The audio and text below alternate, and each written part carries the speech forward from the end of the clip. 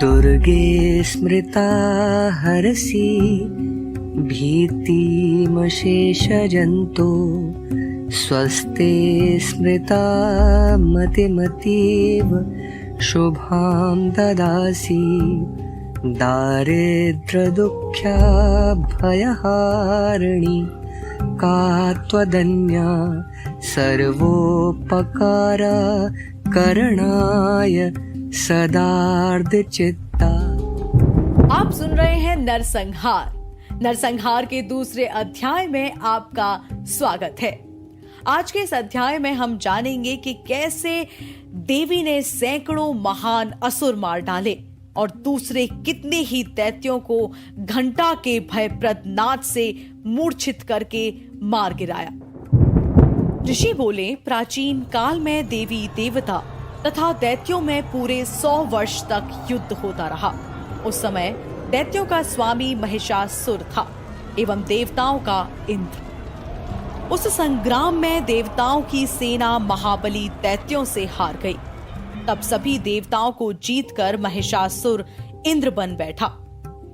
तब हार कर सभी देवता ब्रह्मा जी को अग्रणी बनाकर वहां गए जहां विष्णु तथा शंकर विराज रहे थे।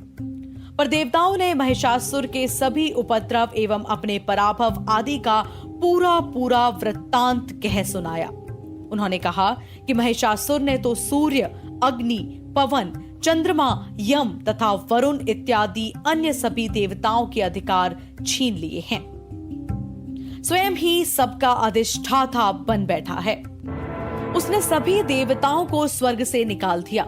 महिषासुर महादुरात्मा है। देवता पृथ्वी पर मृत्यु की भांति विचर रहे हैं। उसके वध का कोई उपाय कीजिए भगवान। इस प्रकार मधुसूदन तथा महादेव जी ने देवताओं के वचन सुने तो क्रोध से उनकी भौहें तन गईं। तब भगवान विष्णु के मुख से एक महान तेज प्रकट हुआ। इसी प्रकार ब्रह्मा तथा शंकर के मुख से तेज प्रकट हुआ। दूसरे इंद्र आदि देवताओं के शरीर से भी महान तेज प्रकट हो उठा। सभी तेज मिलकर एक हो गए। वह तेज पुंज इतना उग्र था जैसे कि जलता हुआ पहाड़ हो। देवताओं ने देखा कि उसकी ज्वालाएं सभी दिशाओं में फैल रही हैं। जब वह एक हुआ तो नारी के रूप में आ गया। महादेव जी के तेज से उसका मुख प्रकट हुआ, यम के तेज से उसके केश हुए, विष्णु के तेज से उस देवी की भुजाएं प्रकट हुई, चंद्रमा से दोनों स्तन, इंद्र के तेज से उसका कटी प्रदेश, वरुण के तेज से जंघा व अरुस्थल, पृथ्वी के तेज से नितंबों का प्रादुर्भाव हुआ, ब्रह्मा के तेज से दोनों चरण, सूर्य के तेज से चरणों की उंगलियां, वसुओं के तेज से हाथों की उंगलियां, कुबेर के तेज से नासिका का आविर्भाव हुआ। उसके दांत प्रजापति के तेज से प्रकट हुए, अग्नि के तेज से 3 नेत्र हुए, संध्याओं के तेज से दोनों भौहें, वायु के तेज से दोनों कान उत्पन्न हुए। इसी प्रकार समस्त देवताओं के तेज द्वारा भगवती का प्रादुर्भाव हुआ और इस प्रकार सभी देवताओं के तेज पुंज से प्रकट हुई देवी जी को देखकर महिषासुर से पीड़ित समस्त देवता प्रसन्न हो गए। महादेव ने देवी को अपने त्रिशूल से शूल निकाल कर दे दिया। श्री विष्णु ने अपना सुदर्शन चक्र प्रकट कर दिया। वरुण ने शंख तथा अग्नि ने उसे शक्ति दी। मारुत ने उन्हें धनुष दिया और बाणों से भरपूर 2 तरकस दे दिए। देवराज इंद्र ने अपने वज्र से वज्र पैदा करके दे दिया। फिर सहस्त्र नेत्र इंद्र ने ऐरावत हाथी से घंटा दिया। यमराज ने काल दंड से दंड प्रदान किया। सागरपति ने रुद्राक्ष माला अर्पित की। ब्रह्मा ने कमंडलू भेंट किया। सूर्य ने भगवती ने भी रोमकूपों में अपनी किरणें प्रदान की। काल ने तलवार और उत्तम ढाल अर्पण की। क्षीर सागर ने हार तथा कभी न पुराने होने वाले 2 वस्त्र भेंट किए और इसी प्रकार चूड़ामणि, दिव्य कुंडल तथा 2 कड़े भी भेंट किए तथा चमकता हुआ अर्धचंद्र, सभी भुजाओं के लिए बाजूबंद, चरणों के लिए नुपुर और कंठ के लिए सर्वोत्तम कंठुलाभ भेंट किया। इसी प्रकार सभी अंगुलियों के लिए जड़ित मुद्रिकाएं प्रदान की। विश्वकर्मा ने निर्मल परशु भेंट किया और अनेक रूपों वाले अस्त्र, अभेद कवच, मस्तक तथा गले में धारण करने के लिए योग्य, कभी न कुम्हलाने वाली कमलों की माला थी। जलधि ने उसे बहुत सुंदर कमल दिया। हिमालय ने वाहन के लिए सिंह एवं और भी अनेक प्रकार के रत्न भेंट किए। कुबेर ने सुरा से भरपूर पात्र दिया। सभी नागों के स्वामी एवं पृथ्वी धारण करने वाले शेष जी ने महामणियों से सुशोभित नाग हार दिया और इसी प्रकार सारे देवताओं ने भी भूषण एवं आयुधों के द्वारा देवी जी का सत्कार किया। तत्पश्चात भगवती ने अट्टहास करके ऊंचे स्वर में गर्जना की। उसके भयानक नाद से सारा आकाश भर गया। तब देवगण प्रसन्न होकर उस सिंहवाहिनी देवी की जय जयकार करने लगे। मुनियों ने भक्ति भाव से नम्र होकर देवी जी की स्तुति की। इधर देवताओं के शत्रुओं ने सारी त्रिलोकी को क्षोभग्रस्त देखा। तब तो वे अपनी सारी सेना को कवच आदि से तैयार कराकर अस्त्र शस्त्र लेकर झट खड़े हुए।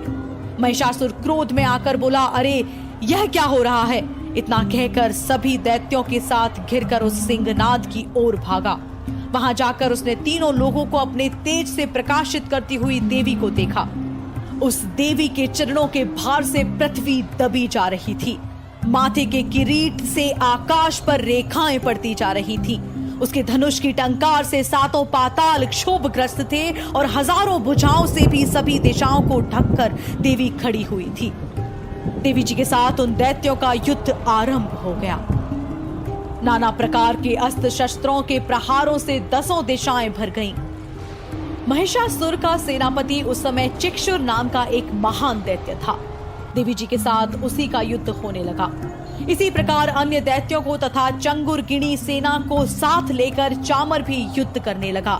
60,000 रथियों को साथ लेकर उदग्र महादैत्य भी युद्ध में प्रवृत्त हो गया। महाहनु दैत्य 5 करोड़ रथियों के साथ युद्ध में आ गया। 60 लाख रथियों से आवृत वाशकल दैत्य युद्ध में उतर पड़ा। पारिवारिक दैत्य हाथी एवं घोड़ों के अनेकों सवारों के समूह से घिरा हुआ रथियों को साथ लाकर देवी जी के साथ युद्ध करने लगा। उस रणांगन में स्वयं महिषासुर भी रथों, हाथियों एवं अश्वों की सेनाओं से घिरा खड़ा था। तोमर, भिंदीपाल, शक्ति, मूसल, परशु, पटेहश, खंग आदि अस्त्रों से युद्ध में देवी जी के साथ युद्ध करने लगे। कुछ दैत्यों ने देवी जी पर शक्तियां छोड़ी एवं दूसरों ने पाश फेंके। तब चंडिका देवी ने अस्त्र शस्त्रों की वर्षा करके उन्हें तोड़ डाला। इधर देवी जी का वाहन सिंह भी क्रोध में आ गया। अपने गर्दन के बाल हिलाता हुआ दैत्यों की सेना में इस प्रकार घूमने लगा जैसे कि वन में अग्नि फैलती जा रही हो। उस युद्ध भूमि में युद्ध करती हुई अंबिका ने जितने श्वास छोड़े वे ही झटपट सैकड़ों हजारों गणों के रूप में परिणित होते गए। प्रकट होकर उन गणों ने खंग, भिंदीपाल, परशु, पटेहश आदि शस्त्रों से युद्ध प्रारंभ कर दिया। देवी जी की शक्ति से वृद्धि पाकर वे गण दैत्यों का नाश करने लगे। साथ में दूसरे गण नगाड़े, शंख आदि बजाने लगे।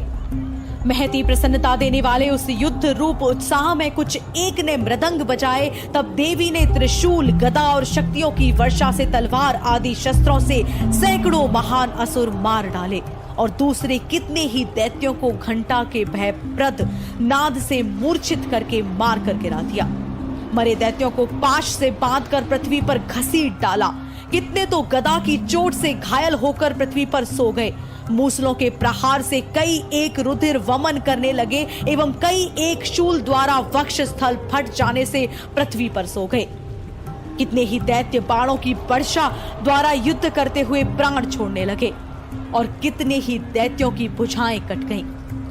कितनों ही ग्रीवाएं छिन्न भिन्न हो गई। कई दैत्यों के सिर कट गए, कुछ मध्य से विदीर्ण हो गए, कुछ दैत्यों की जंघाएं कट गईं व पृथ्वी पर गिर गए और कुछ एक दैत्यों को तो एक भुजा, एक आंख और एक पांव वाला करके 2 टुकड़े कर डाला।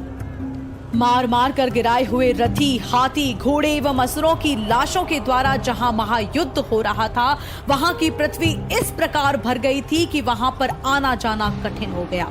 वहां सेना एवं असुरों के रुधिर बहने से रुधिर की बड़ी बड़ी नदियां बहने लगी। जगदम्बा जी ने एक क्षण में ही दैत्यों की महती सेना का इस प्रकार नाश कर दिया जैसे कि लकड़ियों के बड़े ढेर को अग्नि जला देती है। देवी का वाहन सिंह अपने बालों को छटकाता हुआ, बड़ी गर्जना करता हुआ दैत्यों के शरीर से मानो प्राण ही चुन रहा हो, इस प्रकार घूमने लगा। देवी जी के उन गणों ने महाअसुरों के साथ बड़ा युद्ध किया, जिससे देवता प्रसन्न होकर आकाश के पुष्पों की वर्षा करने लगे और इस प्रकार धरती से सभी दैत्यों का नाश कर दिया देवी ने। जागरण पॉडकास्ट के स्पेशल प्रोग्राम नरसंहार में आप सुन रहे थे नरसंहार का दूसरा अध्याय।